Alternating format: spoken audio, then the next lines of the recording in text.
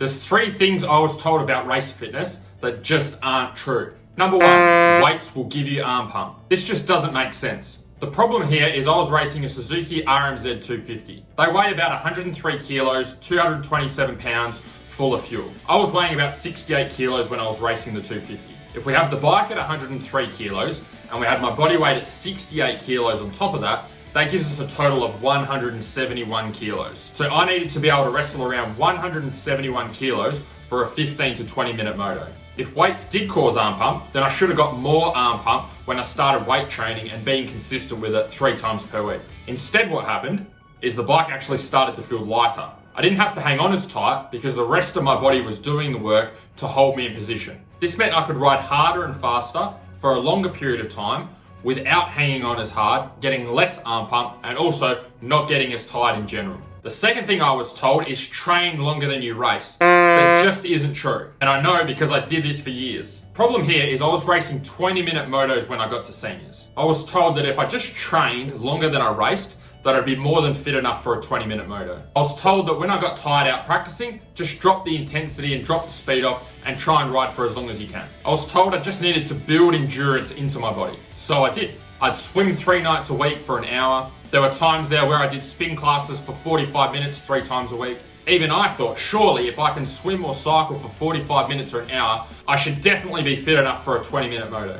But I wasn't. So I did the opposite. I started doing interval training, short, sharp workouts. Workouts that lasted 10 to 15 minutes with different stations, like 1 minute of burpees, 1 minute of rowing for 10 to 15 rounds. And it worked. All of a sudden, long motos didn't gas me out. I had plenty of energy left to wrestle the bike around at the end of a moto. I was excited and looked forward to getting out on the track at the end of the day when it was rough. Here's what the advice I had been given missed. What I needed was intensity, not endurance. At Wanneroo in the sand at the track that I trained at, one part of the track requires a lot of effort. Lots of big whoops where I'm going really fast and need to get over the back of the bike. Other parts where there's a big berm where I can sit down and have a bit of a rest. The demand on my body is constantly going up and down as I was going through each section of the track. That's why the endurance training didn't work for me. The endurance training was teaching my body to work really well at a consistent intensity for a long period of time. Whereas what I needed is my body to be really, really good at going very hard for very short periods of time,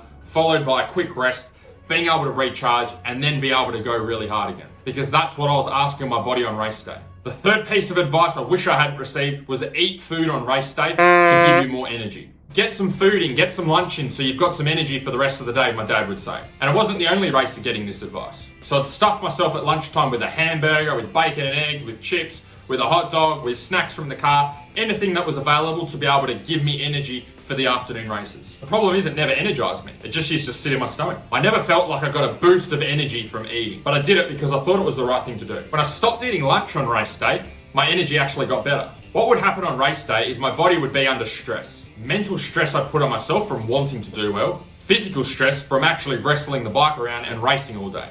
What I didn't know is that when my body's stressed, it reduces or shuts down non-essential systems in the body. So this includes digestion of food. That's why you don't feel hungry or have an appetite straight after a hard gym workout. So I was forcing down food, hoping that it would give me this extra energy for the rest of the day. When what was actually happening, because my digestive system was in slow mode, was the food wasn't getting broken down or used as energy anyway. It was just sitting in my gut, leaving me with less energy because my body was now trying to break down food that it didn't want. When I switched to using sports drinks like Powerade and foods like fruit, which are mostly water, then my body was actually able to get the energy it needed. Because my body did a minimal amount of work to extract the nutrients it needed to give me energy for the rest of the day.